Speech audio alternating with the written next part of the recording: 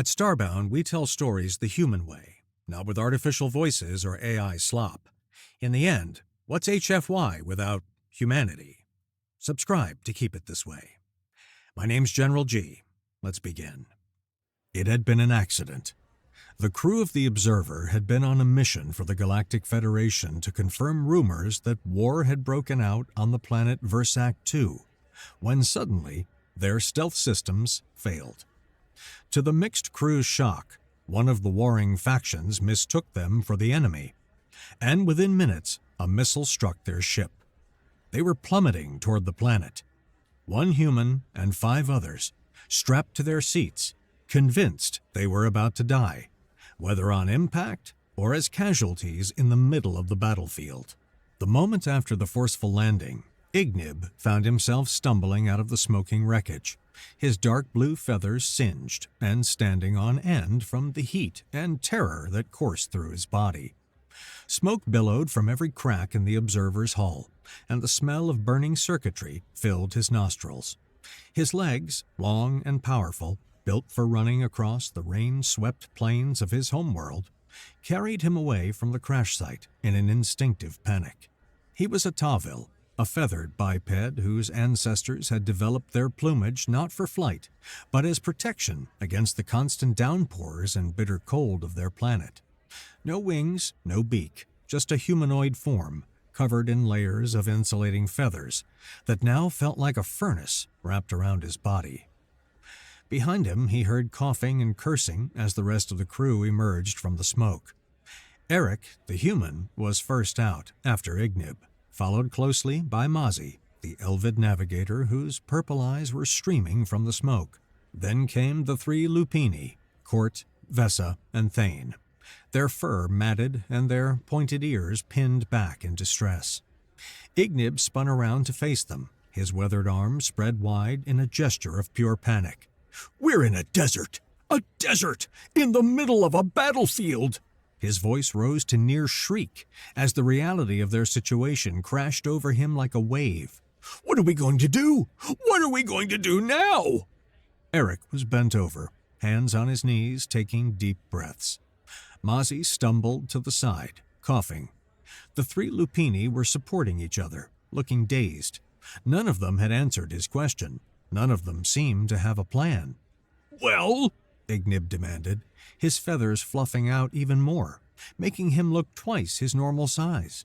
"Someone say something! We just crashed on a planet during a war!" Mozzie straightened up, her lean form casting a sharp shadow in the harsh sunlight.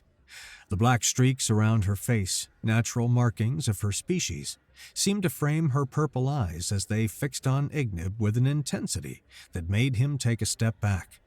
She stared at him for what felt like an eternity, but was probably only 3 seconds. "Shut up," she said flatly. Ignib's beak, well, his mouth, since Tawil didn't have beaks despite the feathers, snapped closed. "Shut up and help salvage the emergency supplies," Mozzie continued, already moving back toward the smoking ship. "We can't stay here, or else it's very likely we'll be shot again." She pointed at Eric, who had recovered from his coughing fit and was already pulling emergency packs from an access panel on the Observer's exterior. "Eric's already doing something useful. Move your feathered ass and help." Ignib stood frozen, watching Mozzie stride back to the wreckage. The 3 Lupini were still standing in a cluster, their fur bristling, their eyes wide with shock. Court's russet-colored coat was trembling. Vessa, whose fur was a silver gray, had her clawed hands pressed to her muzzle. Thane, the largest of the 3 with his dark brown pelt, was staring at the ship as if he couldn't quite believe what had just happened. The sight of them, frozen, helpless, sparked something in Ignib. He was terrified, yes, but at least half the crew was actually doing something about their situation. With a quick shake that sent his feathers rippling, he hurried toward the ship to join Eric and Mozzie. "Good," Eric grunted, shoving a backpack into Ignib's arms. "Start loading these with food packets. Mozzie, can you grab the water containers?" "Already on it," she called back. her pointed ears moving up and down as she disappeared into a cargo bay that was somehow still accessible despite the crash. Minutes passed in a blur. Ignib found himself putting out small fires with an emergency extinguisher, his hands shaking but functional.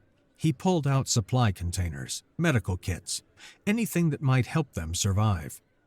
Eric was methodical, working like someone who had trained for emergency situations. Mozzie was quick and decisive, helping with the backpacks.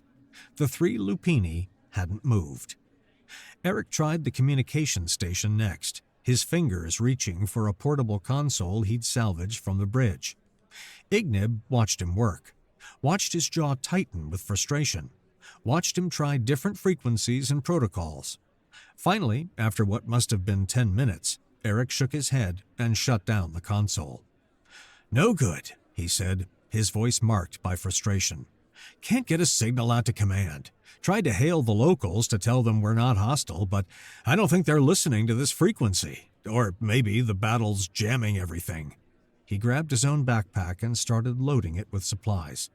"Everyone, get water and food in your backpacks. We need to start moving." That broke the Lupini's paralysis. "What?" Court's voice was sharp with panic. "This is a desert. We can't just wander into a desert." "Staying with the ship is our best chance," Vesa added, her tail lashing behind her. "The Federation will look for the crash site. They'll find us here." "If someone doesn't bombard the crash site first," Thane pointed out, though his voice suggested he agreed with his companions. "Exactly," Mozzie said, slinging her own backpack over her shoulders. "A smoking crashed ship is a beacon. Some drone might decide we're worth a missile. Our best chance is to get clear, stay alive, and wait for the Federation to send rescue." "But," Court started. "But nothing," Eric interrupted. He looked at Ignib. "What do you think? You're the mission specialist. Should we stay or go?" Every eye turned to Ignib.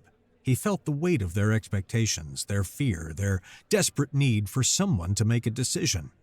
His feathers flattened against his body, and for a moment he wanted to sink into the sand and disappear. Then he thought about the missile that had hit them, about how quickly it had happened, about how whoever fired it hadn't asked questions first. "We shouldn't stay here," he said, his voice steadier than he felt. "Eric and Mozzie are right. This location is compromised." "But the heat," Vesa protested. "We're not built for this." "It's winter here," Ignib pointed out, surprising himself with how quickly the analysis came. "I checked the planetary data before we entered orbit. This is actually the coolest season. The heat is bearable." He saw their skeptical expressions and pressed on. "Look, we just need to survive until the Federation sends help. They'll be able to track our implant translators the moment they enter the atmosphere. As long as we survive long enough, they'll find us." The three Lupini exchanged glances. Their ears were pressed flat against their skulls, their tails drooping. "How long?" Court asked quietly. "Could be hours, could be a couple of days," Eric said honestly. "But Ignib's right. Those translators are top-grade military tech. They're designed to be traceable." "And we're supposed to just walk?" Thane gestured at the desert stretching in every direction. "That looked enormous when we were crashing. We could walk for days." "I wish we had another option," Eric said, and something in his tone made it clear he genuinely meant it. He hefted his backpack onto his shoulders. It looked heavy, loaded with supplies. "But we don't, so let's move." Mozzie was already walking. Ignib grabbed his own pack, lighter than Eric's, thankfully, and followed. After a moment of whispered conversation, the three Lupini did the same, their movements reluctant and their expressions miserable. As they walked away from the observer, Ignib couldn't help but glance back. The ship that had been their home for the past 4 months lay broken and smoking in the sand, a corpse of metal and shattered dreams. They'd been on a simple observation mission. Now they were refugees in a war zone. He turned his eyes forward and kept walking. 2 hours under the heat made Ignib's world narrow to the simple act of putting one foot in front of the other. His feathers, designed to insulate against cold and shed water, were holding in every bit of heat his body generated. He felt like he was slowly cooking inside his own skin. Beside him, the three lupini were in similar distress, their fur just as effective at trapping heat as his feathers. "How is he doing that?" Court's voice was low, conspiratorial. Ignib's ears, buried somewhere under his feathers, perked up. "Doing what?" Vesa asked, though her eyes were already following Court's gaze to Eric's back, several paces ahead of them. "Walking like it's nothing," Thane supplied. His tongue was lolling, his panting audible. "We're dying back here, and he's just fine." They were right.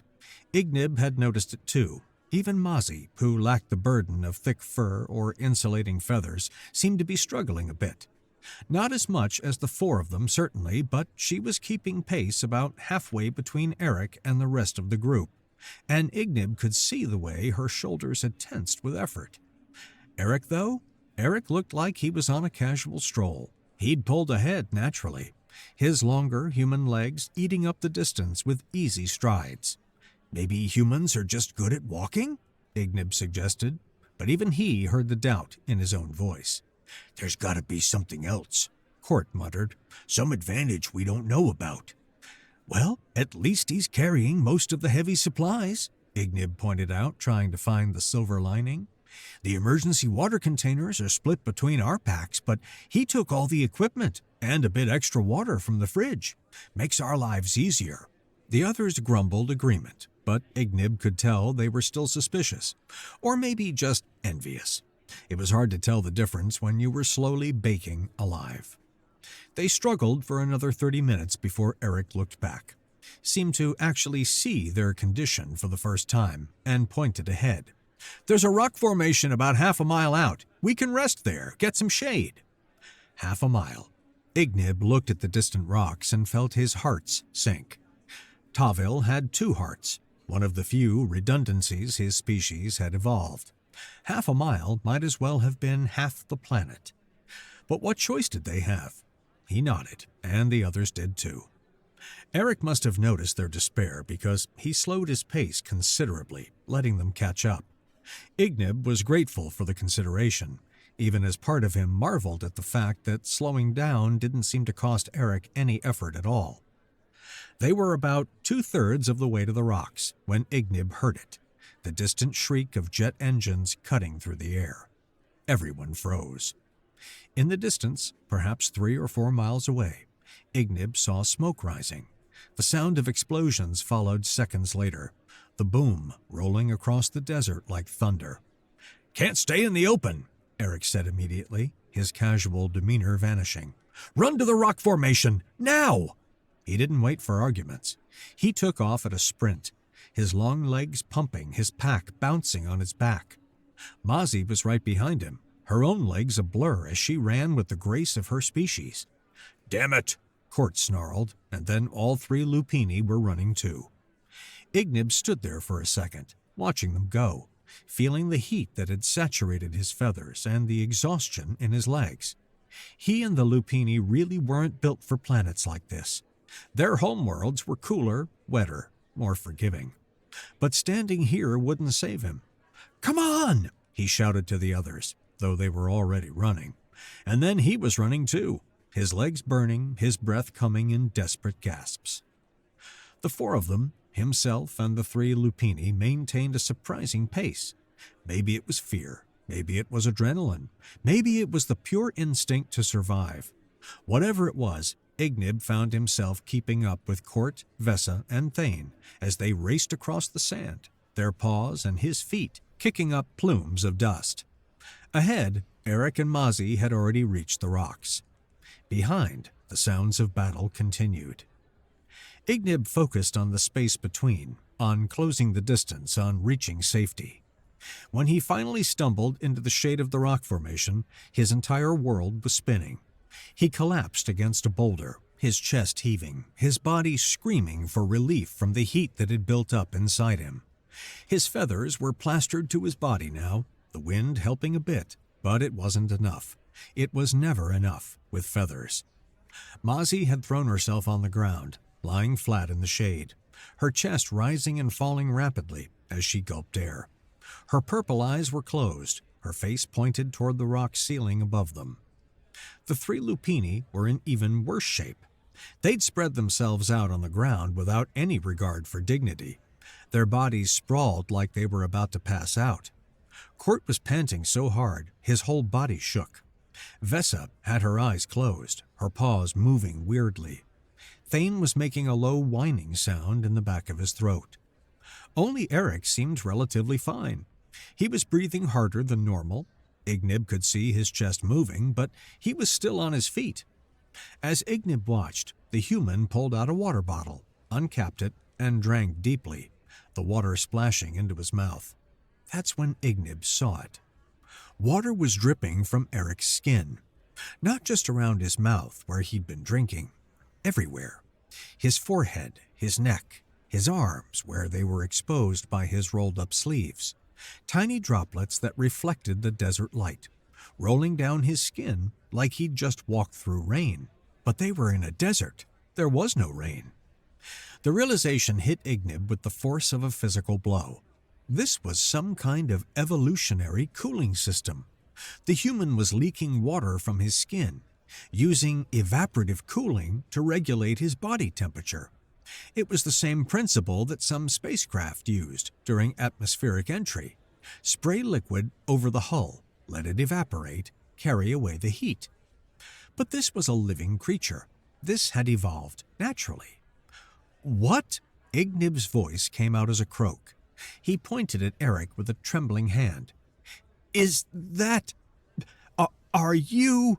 He pushed himself up, staggered closer. Are you leaking water? Can you cool yourself through leaking water? Eric looked down at his arms, then smiled. There was something casual about the expression, like this was the most normal thing in the world. Oh yeah, sweating. My species does that. Humans are very good at heat regulation. Mazi's eyes had snapped open. She sat up, her purple gaze locked on Eric with an intensity that Ignib recognized as her deep curiosity being triggered. She stood, moving closer, her exhaustion apparently forgotten. Explain, she demanded, though her tone was friendly, excited even. How does a trait like that evolve? That's an incredibly smart cooling system. Eric seemed happy to oblige. So humans evolved in the savannas of Africa, right? Hot, open grasslands. But here's the thing. Most predators there hunt by ambush or short chases. Lions, leopards, they sprint fast, but they overheat quick. He took another drink of water, some of it dripping down his chin. Humans, we evolved as persistence hunters. We'd pick a prey animal, usually something like an antelope, and we'd just follow it for hours, sometimes days. We couldn't run as fast, but we could keep going when they had to stop. We'd chase them until they literally collapsed from heat exhaustion. He gestured to his sweating skin. This is how we did it. Sweating lets us dump heat even while we're running.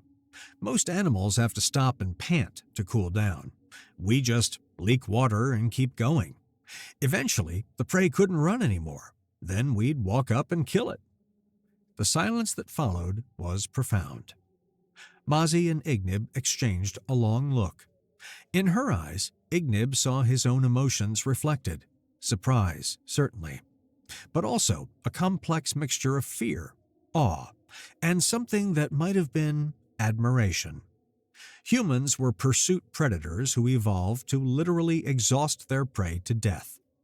Who could run until their victims collapsed from exhaustion and overheating, while the human just kept leaking water and kept coming? That was terrifying and incredible. The moment was shattered by Court surging to his feet. "You're wasting our water!" The Lupini's voice was sharp, accusatory. His clawed finger pointed at Eric like a weapon. "That's why you offered to carry the supplies. You needed constant access to water to keep yourself comfortable while we all suffered." "Court," Ignib started, but Vesa and Thane were standing now too, moving to flank Court. "That's why you're fine and we're dying," Vesa added, her ears flat against her skull. "You're using our water to cool yourself." "No, listen," Mazi tried, but Thane cut her off. "Very convenient that humans have this ability," Thane growled. "Makes you very comfortable while you leave us to suffer." "That's not—" Ignib took a step forward, but the three Lupini pushed past him, advancing on Eric. "Say something," Court demanded. "Explain why you're stealing our water." Eric held up his hands, his expression calm despite three angry Lupini in his face. "I don't have control over sweating," he said evenly. "It's an automatic response like my heartbeat. My body temperature rises, I sweat. I can't stop it." "Convenient excuse," Vesa snapped. "It's not an excuse, it's biology," Eric replied. His voice remained calm, patient even. "Look, my water consumption is maybe a little higher than most species, yeah, but without me carrying the heavy supplies, you probably would have had to abandon a lot of the water at the crash site anyway. I don't understand why you're angry about this." "Because you have been comfortable this whole time," Court's voice was rising, "while we have been dying." "I haven't been comfortable," Eric said. "I've been hot too. The sweating helps, but I'm still feeling the heat. I'm just built for it." "We want our share of the water," Vesa declared. "We'll carry it ourselves from now on." For a moment, Ignib thought this would turn violent. The three Lupini were tense, their claws extended, their teeth showing. Eric was still, but there was a readiness to his posture that suggested he knew how to fight if it came to that. Then Eric nodded. "Okay." Just like that, the tension broke. "Okay?" Court repeated, surprised. "Yeah, okay. You want your water? You've got it." Eric shrugged off his pack and started pulling out the containers. "Here, your shares."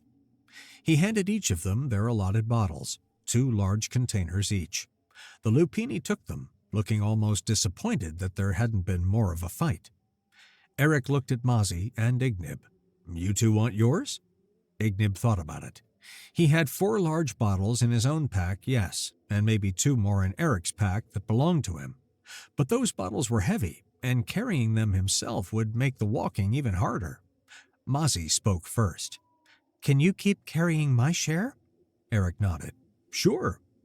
Ignib made his decision. "I don't think I can handle the extra weight either, if you don't mind." "Not a problem," Eric said, loading the remaining bottles back into his pack. Silence fell over the group. They'd split into 2 clear groups now. The 3 Lupini on one side, clutching their water containers, and Ignib and Mozzie on the other side with Eric. The division felt physical, like a wall had been erected in the space between them. They rested for another 20 minutes, ate some of the food supplies, and then continued their trek. The explosions in the distance hadn't gotten closer, which was good, but they hadn't stopped either. Wherever the battle was happening, it was still going. The 3 Lupini followed behind the main group now, keeping several paces back. Ignib and Mozzie stayed close to Eric, forming an unofficial unit within the crew. As they walked, Ignib could hear the Lupini talking among themselves, their voices carrying across the desert despite their attempts to be quiet. "We're predators too," Court was saying, his tone defensive. "Just because we can't waste water like the human doesn't mean we're weak." "Yeah," Vanessa agreed. "Maybe he can run for longer with his wasteful leaking trick, but I bet we could catch him in a short sprint. Raw speed over endurance any day." "Absolutely," Thane added. "We're built for the hunt. Quick, powerful. That's how real predators work." Ignib glanced at Mozzie, whose pointed ears were rigid in a way that suggested she was listening to every word. "Do you think they want to start something?" he asked quietly. "With Eric?" Mozzie shook her head slightly. "I think they're scared and looking for a way to feel powerful again. This whole situation has them rattled." "Should we do something about it?" Eric, who had apparently been listening to the conversation behind them as well, spoke without turning around. "They're just stressed. They don't know how to handle the fear, so they're lashing out. I'll keep an eye on them, but let them blow off steam. They'll calm down." Mozzie and Ignib exchanged a look and sighed in unison. Eric was probably right, but it still made the atmosphere uncomfortable. They walked for another hour, making steady progress across the desert. The rock formations became more frequent, creating a maze-like landscape that offered occasional shade and respite from the sun. Ignib was starting to think they might actually succeed in getting away from the conflict zone when he heard the sound. It was a low thrum at first, almost below the threshold of hearing.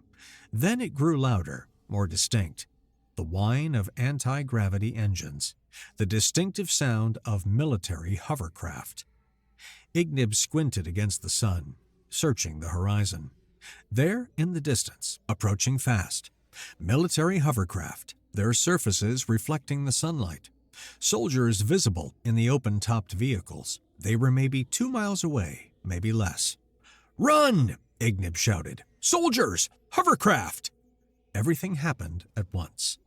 The 3 Lupini reacted instantly, their survival instincts overriding their pride. They sprinted toward a rock formation in the distance. Ignib estimated it was about half a mile away, their powerful legs eating up the ground. They didn't look back, didn't call out to the others, just ran. "Follow them!" Eric barked, and then he was running too. Ignib ran, Mozzie ran. The 3 of them followed in the Lupini's wake, kicking up sand and dust, their packs bouncing on their backs. The hovercraft engines grew louder, closer. At first, the 3 Lupini maintained their lead. They were fast. Their species evolved for quick bursts of speed. They pulled ahead of Eric, ahead of Mozzie, ahead of Ignib. Their forms became distant, outlined against the rocks they were racing toward. But then Eric's longer stride started closing the distance. His legs pumped, his breathing steady despite the exertion. He wasn't sprinting wildly like the Lupini. He was running with the constant pace of someone who knew exactly how to measure his energy for maximum endurance. He caught up to the Lupini, then he passed them. Dust kicked up from his feet, forcing the 3 Lupini to eat his trail as he pulled ahead. Ignib heard Court curse in his native language, heard the 3 of them push harder, but it didn't matter. Eric was pulling away. Then, to Ignib's surprise, Mozzie and he also started passing the Lupini. They weren't carrying as much weight as the 3 who now clutched their water bottles while running, and it made all the difference. Mozzie's lean form darted past Vesa. Ignib, his feathers streaming behind him, managed to push past Court and Thane. But it still wasn't enough. The rock formation was close now, maybe a few hundred meters. But Ignib's legs were burning, his lungs screaming for air. He could hear the hovercraft engines clearly now, could hear shouting in a language his translator wasn't recognizing. They were going to be caught.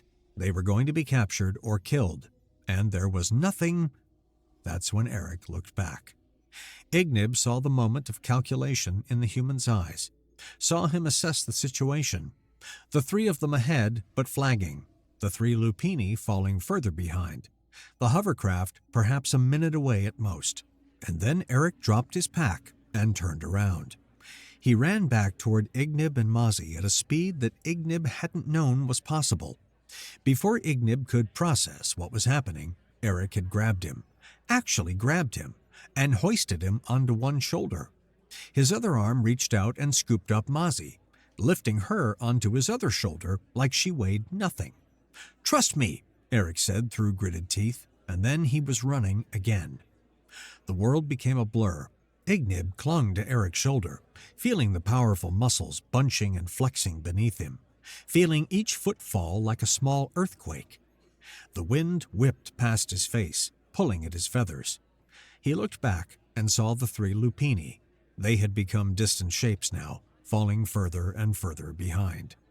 Eric was carrying 2 people and running faster than any of them had managed while running alone. It should have been impossible. It defied logic, but it was happening. The rock formation grew larger, closer. Eric's breathing was labored now, harsh gasps that Ignib could feel reverberating through his body. But he didn't slow down, didn't stop, just kept running with his impressive strength, his evolved endurance, his sheer determination. They reached the rocks, and Eric's legs finally gave out. He dropped to his knees, and Ignib tumbled off his shoulder onto the sand. Mozzie rolled to the side, her eyes wide with disbelief. Eric collapsed forward onto his hands, his whole body heaving with exhaustion, water dripping from him in streams now. Behind them, the hovercraft had surrounded the three Lupini. Ignib could see soldiers dismounting, weapons trained on Court, Vesa, and Thane, who had their hands raised in surrender. "Come on," Mozzie said, grabbing Eric's arm. "We need to get deeper into the rocks." Ignib took Eric's other arm, and together they helped the human to his feet. He was dead weight between them, his legs barely functioning, but he managed to stumble forward as they pulled him into the maze of rock formations, into the shadows where the hovercraft couldn't easily follow. They made it perhaps 50 meters in before Eric's legs finally stopped working entirely. He slumped against a rock wall, sliding down until he was sitting, his head tilted back, his eyes closed, his chest still heaving. "That," Ignib started, then stopped. He didn't have words for what he'd just witnessed. "Was incredible," Mozzie finished. She was staring at Eric with undisguised awe. How is that possible?" Eric cracked one eye open and managed a weak smile. "Earth's gravity is 1.5 times standard," he rasped. "This planet, maybe 0.9 standard. To me, you two felt like carrying children. Light, manageable." He closed his eye again. "It doesn't mean it wasn't exhausting as hell." Ignib sat down hard, his own legs finally giving out. He stared at his hands, trying to process everything. Humans evolved in higher gravity. That's why Eric could carry both of them. That's why his endurance seemed impossible.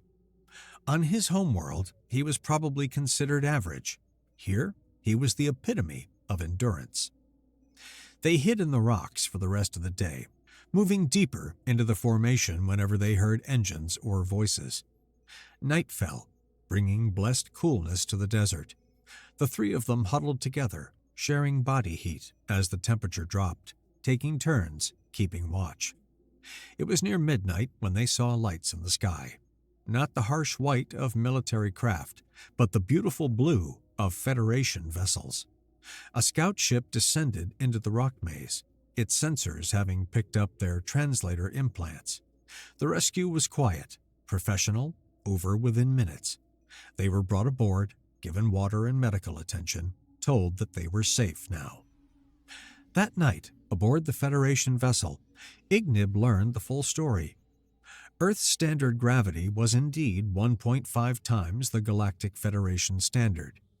Humans had evolved under that crushing weight, had built their entire civilization while carrying what would be an impossible burden to most species. They were stronger because they had to be. Their endurance was greater because anything less meant death on a planet that tried to drag you down with every step. The three Lupini hadn't died, but they weren't as lucky. They'd been detained by the planetary forces, mistaken for spies or mercenaries from the opposing faction. It would take almost a year of diplomatic negotiation before the Federation could secure their release. When they finally emerged, they were different, quieter, harder, marked by their time as prisoners of war.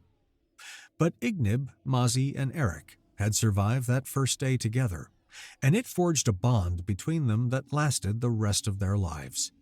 They stayed in contact, met regularly, and eventually ended up serving together on another Federation vessel years later. They called themselves the Observer's Crew, though their ship had been destroyed. The name was a reminder of what they'd endured, what they'd survived. And for Ignib, that one day of hardship taught him something profound about humans.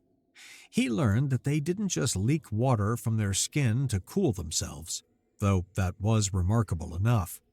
He learned that they were also willing to risk bleeding and shedding tears for their friends, willing to push their bodies beyond their limits, to carry the weight of others even when they could barely carry themselves.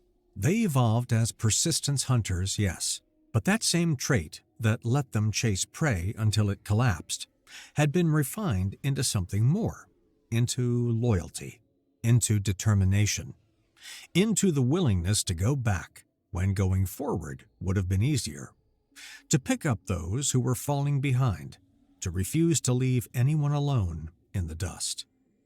For that lesson, for that moment when Eric turned back instead of running ahead to safety, Ignib was immensely grateful. It was a debt he could never fully repay, a gift he would never forget. In the end, humans might leak water to stay cool, but they also leaked compassion, courage, and an almost stubborn insistence on protecting those they considered their own. And that, Ignib realized, was far more remarkable than any evolutionary cooling system could ever be.